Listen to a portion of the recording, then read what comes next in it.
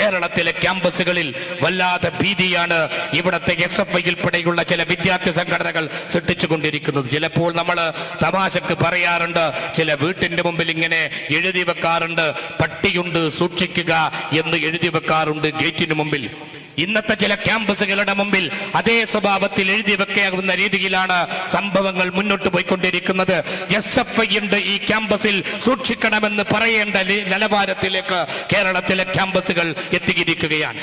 കേരള സംസ്ഥാനത്ത് വിദ്യാഭ്യാസ മേഖലയിൽ വരെ വലിയ മാറ്റങ്ങൾ വന്നുകൊണ്ടിരിക്കുകയാണ്.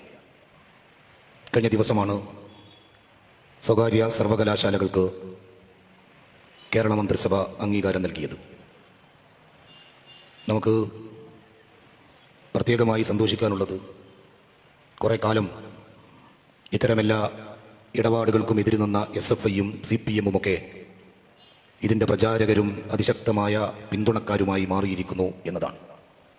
മന്ത്രി പറയുന്നത് പ്രത്യേകമായ മൂർത്തമായ മുഹൂർത്തം സംജാതമായിരിക്കുന്നു. ആ മുഹൂർത്ത സാഹചര്യത്തിൽ ഇത്തരം ചുവടുവെപ്പുകൾ ഉണ്ടാകും എന്ന് തന്നെയാണ്.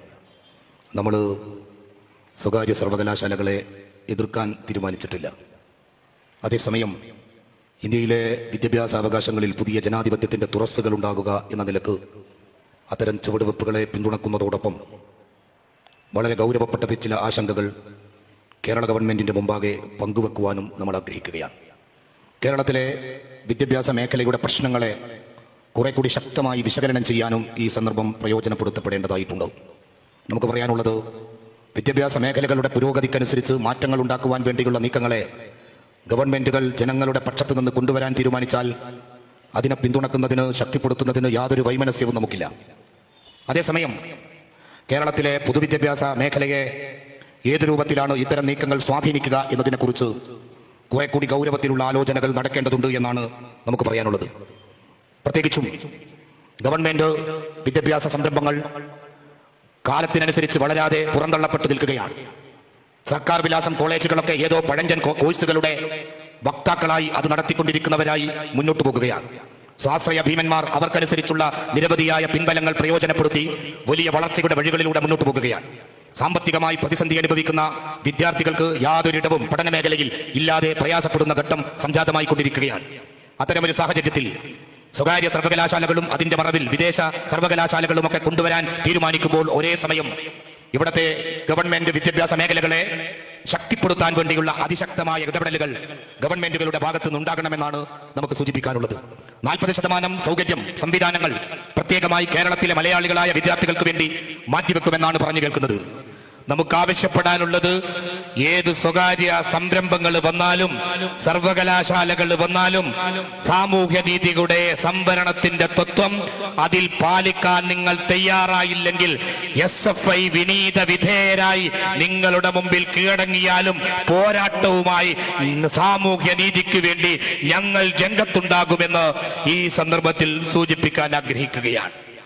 കുറെ കാലമായി കേരളത്തിന്റെ വിദ്യാഭ്യാസ മേഖലയിലൊക്കെ സംഭവിച്ചു കൊണ്ടിരിക്കുന്ന സംഭവ വികാസങ്ങൾ ആ രീതിയിലുള്ളതാണ്. പ്രത്യേകിച്ച് ഇവിടുത്തെ സാധാരണക്കാർക്ക് പഠിക്കാൻ സൗകര്യം ലഭിക്കേണ്ട സ്വാശ്രയ സൗകര്യങ്ങളോ അല്ലെങ്കിൽ ഗവൺമെന്റ് സംരംഭങ്ങളിലോ വലിയ സൗകര്യങ്ങളും പിൻബലവും ഉണ്ടാകുന്നില്ല.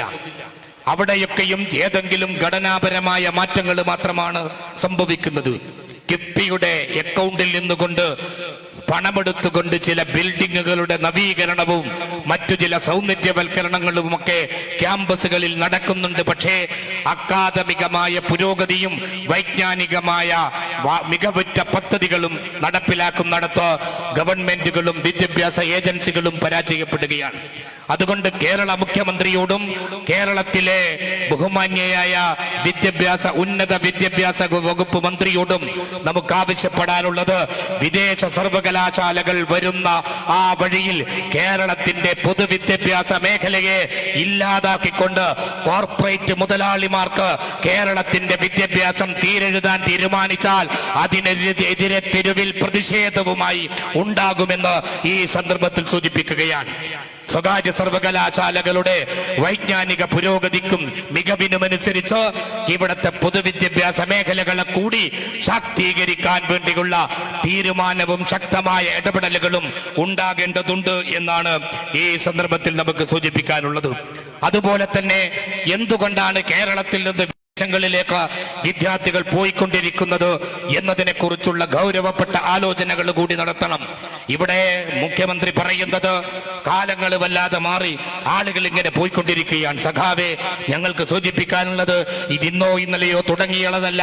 വർഷങ്ങളായി കേരളത്തിന്റെ വിദ്യാർത്ഥികൾ വിദേശ സർവകലാശാലകളിലേക്കും മറ്റുമൊക്കെ പോയിക്കൊണ്ടേയിരിക്കുകയാണ്. എന്താണ് അതിന്റെ കാരണം എന്നതിനെ കുറിച്ചുള്ള വളരെ വലിയ ആലോചനകൾ നടക്കേണ്ട സന്ദർഭമാണ് എന്ന് ഞങ്ങൾ നേരത്തെ സൂചിപ്പിച്ചിട്ടുണ്ട്. ഒരുപാട് കാരണങ്ങളുണ്ട്. ഇത്തരം ഒരു വേദിയിൽ അത്തരം വിശദമായ ചർച്ചകളിലേക്ക് പോകാൻ ഈ സന്ദർഭത്തിൽ ഞാൻ ഉദ്ദേശിക്കുന്നില്ല. പക്ഷേ ഒരു കാര്യം നമുക്ക് പറയേണ്ടതുണ്ട്. കൃത്യമായ പ്ലാനിങ്ങോടെ കേരളത്തിന്റെ വിദ്യാഭ്യാസ മേഖലയെ, പൊതുവിദ്യാഭ്യാസ മേഖലയെ, ഉന്നത വിദ്യാഭ്യാസ മേഖലയെ, യൂണിവേഴ്സിറ്റികളെയൊക്കെ വലിയ ചുവടുവെപ്പിലേക്ക് കൊണ്ടുപോകാൻ തീരുമാനിച്ചിട്ടില്ലെങ്കിൽ അവസാനം സംഭവിക്കുക കുത്തക മുതലാളിമാരുടെ നേതൃത്വത്തിൽ തുടങ്ങുന്ന സ്വകാര്യ സർവകലാശാലകൾ ഒരു വമ്പൻ സംവിധാനമായി ഇവിടെ നിലനിൽക്കുകയും അതിൽ സംവരണ തത്വമോ സ്കോളർഷിപ്പ് സ്കീമോ മറ്റ് സാമ്പത്തികമായ പിന്നോക്കം നിൽക്കുന്ന ജനവിഭാഗങ്ങൾക്ക്, SC ST ആദിവാസി OBC മുസ്ലിം കമ്മ്യൂണിറ്റി ഉൾപ്പെടെയുള്ള ജനവിഭാഗങ്ങൾക്ക് സംവരണാവകാശമില്ലാതെ പോയാൽ സംഭവിക്കാൻ പോകുന്ന ദുരിതങ്ങളും മറ്റുമൊക്കെ നമ്മുടെ ഓർമ്മയിലുണ്ട്. അതുകൊണ്ട് അതിശക്തമായ നിയന്ത്രണങ്ങളോടെ മാത്രമേ ഇത്തരം ചുവടുവെപ്പുകളുമായി, സർക്കാരിന്റെ നിയന്ത്രണങ്ങളോടെ മാത്രമേ ഇത്തരം ചുവടുവെപ്പുകളുമായി മുന്നോട്ടു പോകാൻ പാടുള്ളൂ എന്ന് തന്നെയാണ് നമുക്ക് പറയാനുള്ളത്. വൈജ്ഞാനികമായി അക്കാദമിക മേഖലയിൽ പരാജയപ്പെടുന്നത് കൊണ്ടാണ് ഈ കുത്തൊഴുക്ക് വിദേശങ്ങളിലേക്ക് ഉണ്ടാകുന്നത് എന്നതോടൊപ്പം തന്നെ ഇവിടെ ഷെഫ്രിൻ സൂചിപ്പിച്ചതുപോലെ, ഇവിടെ സൂചിപ്പിച്ചു ഷെഫ്രിൻ ആ പാവപ്പെട്ട വിദ്യാർത്ഥിയെ എത്ര ക്രൂരമായാണ് കൈകാര്യം ചെയ്തത്. എത്ര ക്രൂരമായാണ് കൈകാര്യം ചെയ്തത്. വളരെ ക്രൂരമായി ശരീരത്തിലാകമാനം കോമ്പസ് കൊണ്ട് കുത്തി പരിക്കേൽപ്പിച്ചിട്ട് ചോര കുതിർക്കുന്ന ആ ശരീരത്തിലേക്ക് ലോഷൻ ഒഴിച്ചിട്ട് അത് മുഴുവൻ വളരെ ക്രൂരമായി ആ ശരീരത്തിലേക്ക് തേച്ചു പിടിപ്പിച്ചിട്ട് ആർത്തട്ടഹസിച്ച് ചിരിച്ചതിന്റെ പേരാണ് കേരളത്തിലെ ക്യാമ്പസുകളിലെ SFIയുടെ സാന്നിധ്യമെന്ന് ഒരിക്കൽ കൂടി മനസ്സിലാക്കുകയാണ് നമ്മൾ കോട്ടയത്തിലെ നഴ്സിംഗ് കോളേജിലെ അനുഭവങ്ങളിൽ നിന്ന്. ഈ സന്ദർഭത്തിൽ ഒരു കാര്യമാണ് CPM-നോടും കേരള ഗവൺമെന്റിനോടും പറയാനുള്ളത്. ഇത്തരം റാഗിംഗ് ഗുണ്ടകളെ കേരളത്തിന്റെ ക്യാമ്പസുകളിൽ തുറന്നിടുവാനും പോറ്റി വളർത്താനും SFIയും കേരള ഗവൺമെന്റും തീരുമാനിച്ച് മുന്നോട്ട് പോയാൽ തെരുവിൽ കല്ലുകളും കുറുവടികളുമായി അവരെ നേരിടുന്ന കാലം വരുമെന്ന് തന്നെയാണ് ഈ സന്ദർഭത്തിൽ സൂചിപ്പിക്കാനുള്ളത്. അതോടൊപ്പം തന്നെ രാഷ്ട്രീയ ക്യാമ്പസുകൾ എന്ന് നിലവിളിക്കുമ്പോൾ തന്നെ കേരളത്തിന്റെ ക്യാമ്പസുകൾക്ക് രാഷ്ട്രീയത്തിന്റെ കരുത്തു പകർന്ന ഉജ്ജ്വലമായ പ്രസ്ഥാനത്തിന്റെ വിളിപ്പേരാണ് ഫ്രട്ടേണിറ്റി മൂവ്മെന്റ് എന്ന് ഉറക്കെ പറഞ്ഞുകൊണ്ടാണ് നമ്മൾ ഈ സമ്മേളനത്തിൽ പങ്കെടുത്തുകൊണ്ടിരിക്കുന്നത്. നമ്മൾ അറിയണം, കേരളത്തിന്റെ ക്യാമ്പസുകൾ ജനാധിപത്യ പോരാട്ടങ്ങളിലൂടെ മുന്നോട്ട് കൊണ്ടുപോയിടത്ത് നിങ്ങളുടെ ചോരത്തുള്ളികൾ സാക്ഷിയാണ് എന്ന് പറയാൻ ഈ സന്ദർഭം ഞാൻ ഉപയോഗപ്പെടുത്തുകയാണ്. നമുക്ക് ഓർമ്മയുണ്ട്, മടപ്പള്ളിയിലെ ഓർമ്മകൾ നമ്മുടെ മുമ്പിലുണ്ട്, മഹാരാജാസ് ക്യാമ്പസിന്റെ ഓർമ്മകൾ നമ്മുടെ മുമ്പിലുണ്ട്. എന്താണ് കേരളത്തിലെ ഇത്തരം ക്യാമ്പസുകളിലെല്ലാം SFI ചെയ്തുകൊണ്ടിരിക്കുന്നത് എന്ന് വളരെ ഗൗരവത്തിൽ എപ്പോഴും നമ്മൾ ചോദിച്ചുകൊണ്ടിരിക്കേണ്ട ചോദ്യമാണ്. ഇങ്ങനെയുള്ള ചിലരെ ചങ്ങലക്കിടാതെ ഏത് സ്വകാര്യ സർവകലാശാലകൾ കേരളത്തിൽ കൊണ്ടുവന്നിട്ടും അവിടെ ഏതോ ഒരു മികച്ച വിദ്യാഭ്യാസ വിപ്ലവം ഉണ്ടാകുമെന്ന് നിങ്ങൾ ധരിക്കേണ്ടതില്ല എന്ന് തന്നെയാണ് ഗവൺമെന്റിനോട് ഈ സന്ദർഭത്തിൽ നമുക്ക് സൂചിപ്പിക്കാനുള്ളത്. അതുകൊണ്ട് റാഗിങ്ങിന്റെയും ഗുണ്ടാരാഷ്ട്രീയത്തിന്റെയും ആളുകളായി സ്വൈരവിഹാരം നടത്തുന്ന SFIയെ കേരളത്തിന്റെ ക്യാമ്പസിൽ നിന്ന് ചങ്ങലക്കെട്ട് പിടിക്കാൻ കഴിയുന്ന ഒരു ശക്തിയായി ഈ പോരാട്ട സംഘം വളർന്നു വരിക തന്നെ ചെയ്യുമെന്നാണ് ഈ കഴിഞ്ഞ 8 വർഷത്തെ പ്രയാണങ്ങളിലൂടെ നമ്മൾ കേരളത്തെ ബോധ്യപ്പെടുത്തിക്കൊണ്ടിരിക്കുന്നത്. അങ്ങനെ കേരളത്തിന്റെ സവിശേഷമായ വിദ്യാഭ്യാസ ഭൂമികയിൽ ഒരുപാട് ഉത്തരവാദിത്തങ്ങൾ നമുക്ക് നിർവഹിക്കാനുണ്ട്. പ്രത്യേകിച്ചും ഇവിടത്തെ നീതി നിഷേധിക്കപ്പെട്ട ജനവിഭാഗങ്ങൾ സാമൂഹ്യമായി പുറന്തള്ളപ്പെട്ട കമ്മ്യൂണിറ്റികൾ അവർ വലിയ പ്രതിസന്ധി അനുഭവിക്കുകയാണ്. ഈ ഗ്രാന്റുകളും സ്കോളർഷിപ്പുകളും നിഷേധിക്കപ്പെട്ട് കഴിഞ്ഞുകൂടുന്ന വിദ്യാർത്ഥികളുടെയും രക്ഷിതാക്കളുടെയും എത്രയെത്ര പരാതികളാണ് നമ്മുടെ മുമ്പിലുള്ളത്. ഗവൺമെന്റിനോട് നമുക്ക് ആവശ്യപ്പെടാനുള്ളത് കേരളത്തിന്റെ വിദ്യാഭ്യാസ പുരോഗതിയുടെ മുഖ്യധാരയിലേക്ക് ഇവിടത്തെ പുറന്തള്ളപ്പെട്ട കമ്മ്യൂണിറ്റികളെ കൈപിടിച്ച് കൊണ്ടുവരാൻ വേണ്ടി ഏർപ്പെടുത്തിയ സംവിധാനങ്ങളെ ഫലപ്രദമായി നടപ്പിലാക്കാൻ നിങ്ങൾ തയ്യാറാകുന്നില്ലെങ്കിൽ നിങ്ങളുടെ അധികാരത്തിന്റെ അരമനകളിൽ പോരാട്ടങ്ങളുമായി ഞങ്ങളുണ്ടാകുമെന്ന് ഈ സന്ദർഭത്തിൽ സൂചിപ്പിക്കുകയാണ്. ഇവിടെ ഷഫ്രിൻ പറഞ്ഞതുപോലെ ഒരു വലിയ രാഷ്ട്രീയ ദൗത്യം രാജ്യത്തുടനീളം നിർവഹിച്ചുകൊണ്ടാണ് നമ്മൾ മുന്നോട്ട് പോയിക്കൊണ്ടിരിക്കുന്നത്. അതായത് അത് വിദ്വേഷത്തിന്റെ എല്ലാ അടരുകളും അതിശക്തമായി രാജ്യത്ത് പ്രയോഗവൽക്കരിച്ചു കൊണ്ടിരിക്കുകയാണ്.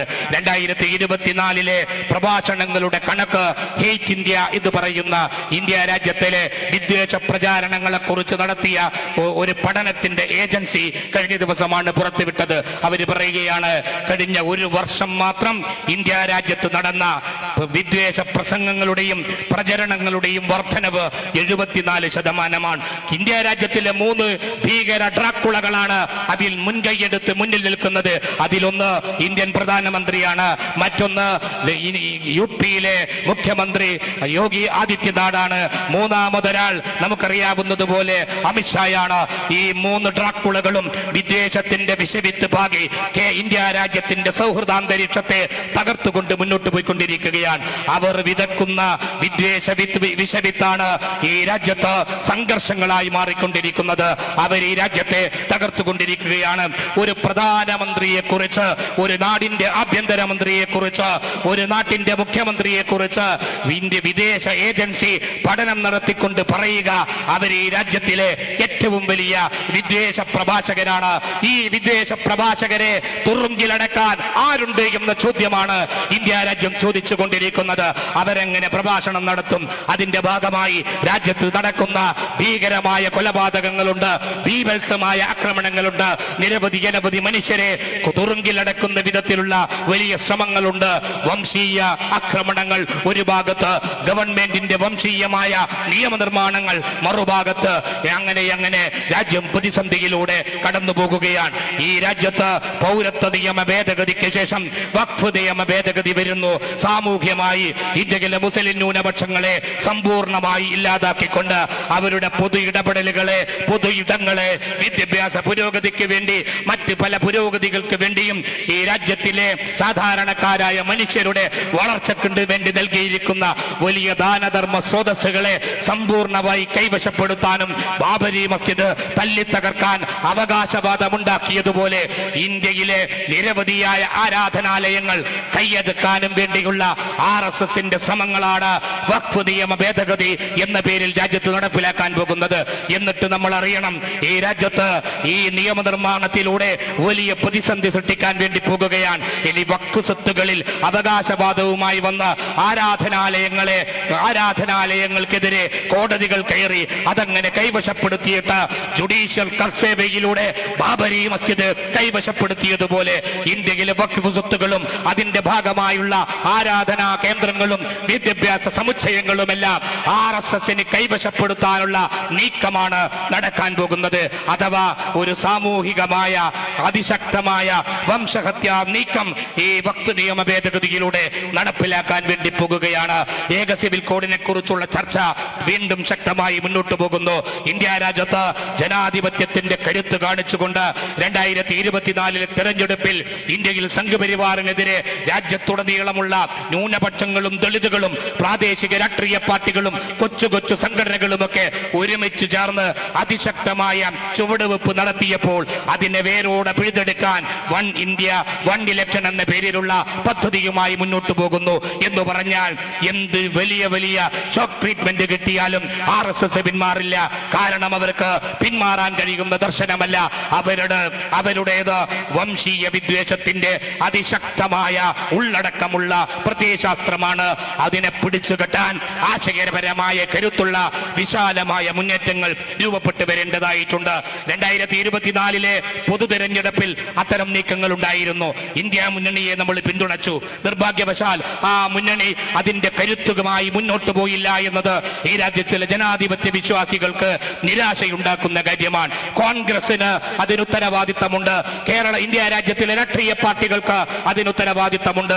പ്രത്യേകിച്ചും ഇന്ത്യയിലെ വിവിധ സംസ്ഥാനങ്ങളിൽ തെരഞ്ഞെടുപ്പ് നടന്നുകൊണ്ടിരിക്കുമ്പോൾ അവിടങ്ങളിലെല്ലാം RSSും BJPയും വിജയിച്ചു വരികയാണ്. ഒരു കാലത്ത് വലിയ പ്രതീക്ഷയോടെ ഡൽഹിയിൽ അതിശക്തമായി മുന്നേറിയ ആം ആദ്മി എന്ന പാർട്ടി ഇങ്ങനെ ക്ഷയിച്ചു പോയിട്ട് അവരെ വീണ്ടും BJP അധികാരത്തിൽ വരികയാണ്. നമ്മൾ അറിയണം, ആശയപരമായി ഒരുപാട് വിയോജിപ്പുകൾ നമുക്ക് ആം ആദ്മിയോടുണ്ടായിരുന്നു. പ്രത്യേകിച്ചും സംഘപരിവാറിന്റെ രാഷ്ട്രീയ ഉള്ളടക്കത്തെ ചോദ്യം ചെയ്യാത്ത ഒരു പാർട്ടിക്ക് എങ്ങനെയാണ് BJP വിരുദ്ധ രാഷ്ട്രീയത്തിൽ കാലുറപ്പിച്ച് നിൽക്കാൻ കഴിയുക എന്ന ചോദ്യം നമ്മൾ അന്ന് മുതലേ ചോദിച്ചു കൊണ്ടിരിക്കുന്നുണ്ട്. പക്ഷേ നമ്മൾ പിന്തുണച്ചു. അങ്ങനെയാണെങ്കിലും സംഘപരിവാറിനെതിരെ നിലപാട് സ്വീകരിക്കുന്ന ഒരു മുന്നേറ്റത്തെ ചെറിയ അളവിൽ അളവിൽ നമ്മൾ പിന്തുണക്കുകയായിരുന്നു. നിർഭാഗ്യവശാൽ ആ മുന്നേറ്റത്തിന് ശക്തി പകരുന്ന വിധത്തിൽ ഉണ്ടായ ഇന്ത്യ മുന്നണി ദുർബലപ്പെടുകയും ആ ദുർബലാവസ്ഥയെ പ്രയോജനപ്പെടുത്തിക്കൊണ്ട് സംസ്ഥാനങ്ങളിലെല്ലാം ഇവരിങ്ങനെ അധികാരത്തിൽ വരികയും ചെയ്യുകയാണ്. മതേതര പ്രസ്ഥാനങ്ങളോട്, കോൺഗ്രസ് ഉൾപ്പെടെയുള്ള രാഷ്ട്രീയ പ്രസ്ഥാനങ്ങളോട് നമുക്ക് ആവശ്യപ്പെടാനുള്ളത് കുറെ കൂടി ഉത്തരവാദിത്ത ബോധത്തോടുകൂടി ഇന്ത്യയിൽ രാഷ്ട്രീയ പ്രവർത്തനം നടത്താൻ നിങ്ങൾ തയ്യാറാകണം. കൊച്ചു കൊച്ചു താല്പര്യങ്ങളുടെ മുമ്പിൽ ഭിന്നിപ്പിച്ചു നിന്നാൽ ഈ രാജ്യത്ത് നിങ്ങൾ ഉണ്ടാകുകയില്ല എന്ന തിരിച്ചറിവോടെ തന്നെ ഒരു പുതിയ രാഷ്ട്രീയ സഹകരണത്തിന്റെ തത്വം രൂപപ്പെടുത്തിക്കൊണ്ട് പ്രത്യയശാസ്ത്രപരമായി, ആശയപരമായി പിൻബലമുള്ള സംഘപരിവാറിനെതിരായ ഒരു വലിയ മുന്നേറ്റം രാജ്യത്തുണ്ടായി വരണം എന്ന് തന്നെയാണ് നമുക്ക് പറയാനുള്ളത്. കേവലമായ രാഷ്ട്രീയ നീക്കുപോക്കുകൾ മാത്രമല്ല, രാഷ്ട്രീയ ഉള്ളടക്കമുള്ള ചുവടുവെപ്പുകളായി അതിനെ രൂപപ്പെടുത്തിയെടുക്കാൻ നമുക്ക് സാധിക്കണം. കേരളത്തിൽ ഒരു വലിയ ചുവടുവെപ്പ് ആ മേഖലയിൽ ഉണ്ടാകണം എന്നാണ് നമുക്ക് പറയാനുള്ളത്. നിർഭാഗ്യവശാൽ വലിയ പ്രതിസന്ധിയാണ് കേരളത്തിന്റെ രാഷ്ട്രീയ മണ്ഡലത്തിലും രൂപപ്പെട്ടുകൊണ്ടിരിക്കുന്നത്. ഒരുപാട് കാര്യങ്ങൾ ഇതുമായി ബന്ധപ്പെട്ട് പറയാറുണ്ട്. ഞാൻ വിശദമായി ഒന്നിലേക്കും ഈ സന്ദർഭത്തിൽ പോകുന്നില്ല.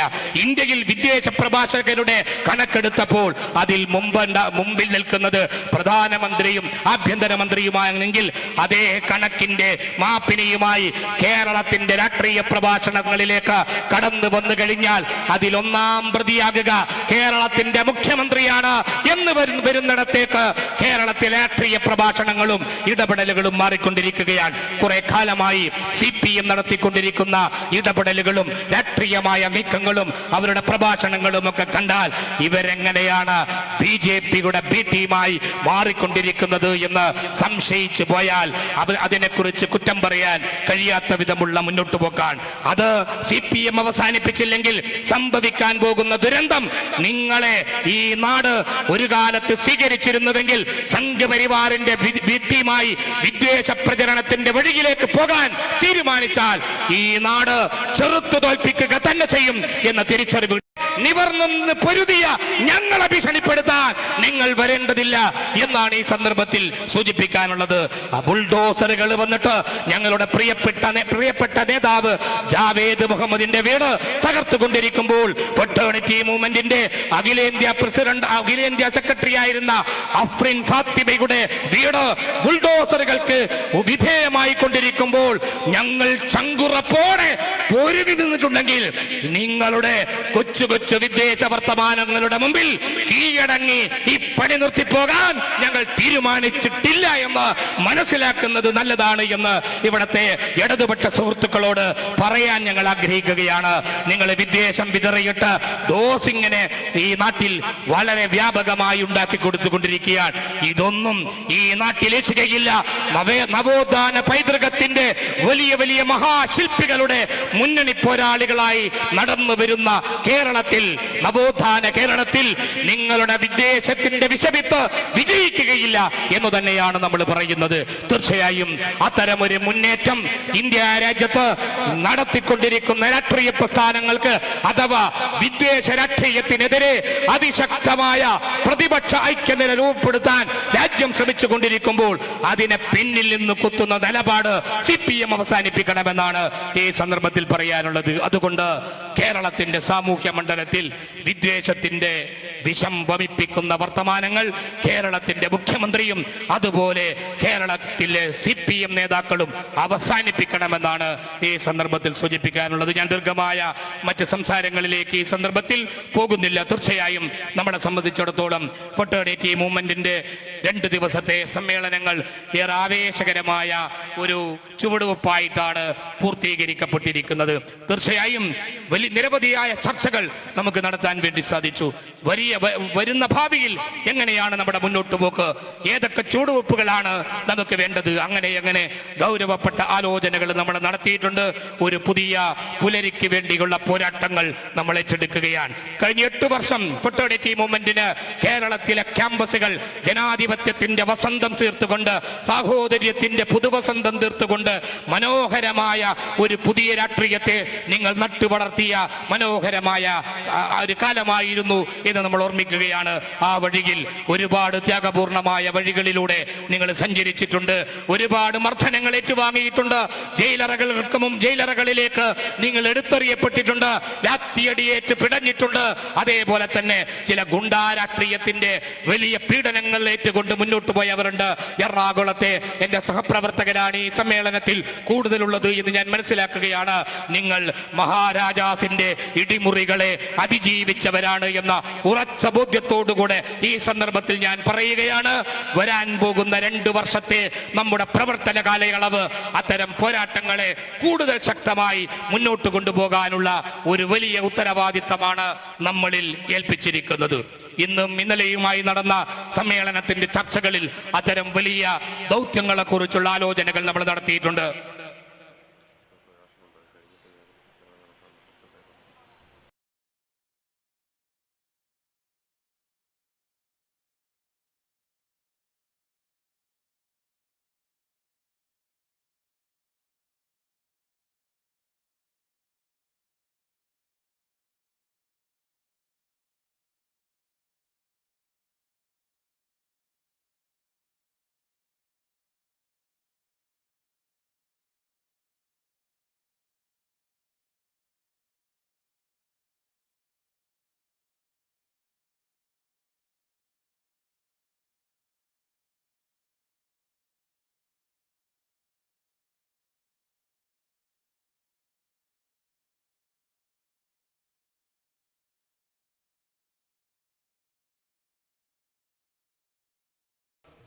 നമ്മുടെ ഈ 2 ദിവസത്തെ സമ്മേളനത്തിൽ ഒരുപാട് ഗൗരവപ്പെട്ട ചർച്ചകൾ നമ്മൾ നടത്തിയിട്ടുണ്ട്.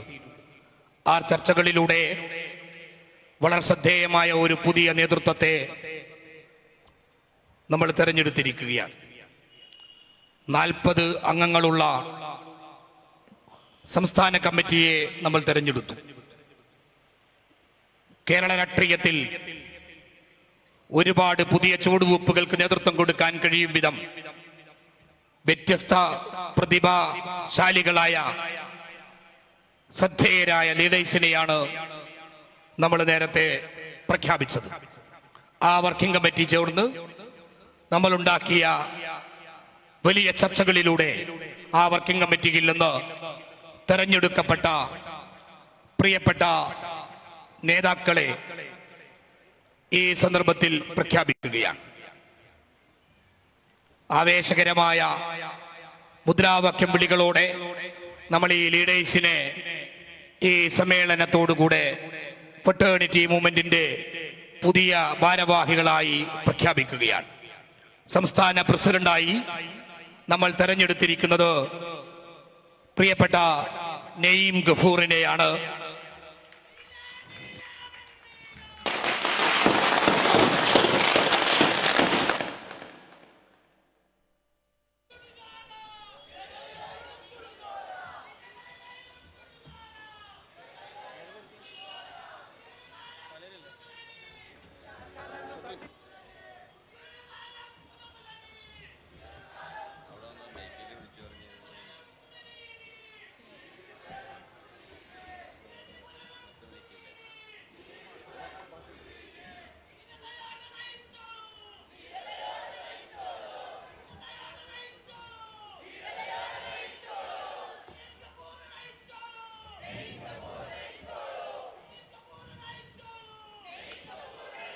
നമ്മുടെ ഫെട്ടർണിറ്റി മൂവ്മെന്റിന്റെ സംസ്ഥാന ജനറൽ സെക്രട്ടറിമാരായി തിരഞ്ഞെടുക്കപ്പെട്ടിരിക്കുന്നത് പ്രിയങ്കരായ 3 ബഹുമാന്യരായ പോരാളികളാണ്.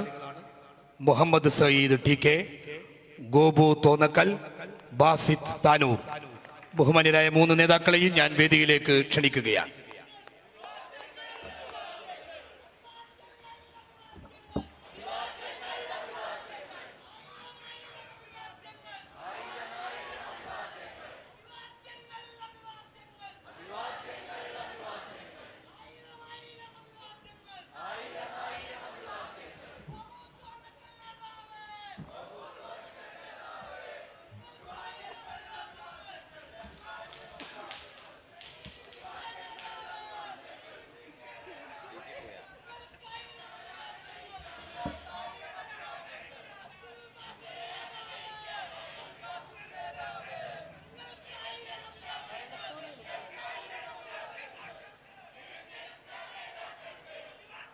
വൈസ് പ്രസിഡന്റുമാരെയും സെക്രട്ടറിമാരെയും നമ്മൾ പ്രഖ്യാപിക്കുകയാണ്. വൈസ് പ്രസിഡന്റുമാരായി അമീൻ റിയാസ്, ഷമീമ സക്കീർ, ലബീബ് കായക്കൊടി, സാബിർ അഹ്സൻ.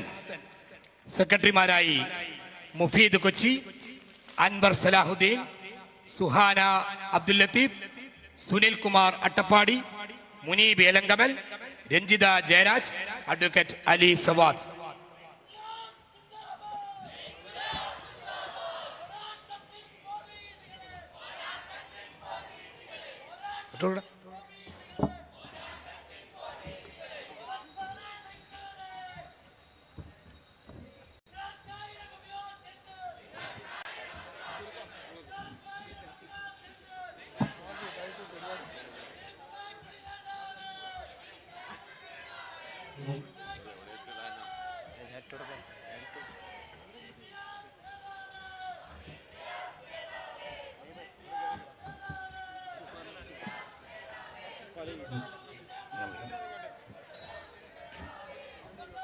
ഒപ്പം 3 സംസ്ഥാന സെക്രട്ടേറിയറ്റ് അംഗങ്ങളെയും ഈ സംസ്ഥാന കമ്മിറ്റിയിൽ നിന്ന് തെരഞ്ഞെടുക്കപ്പെട്ടിട്ടുണ്ട്.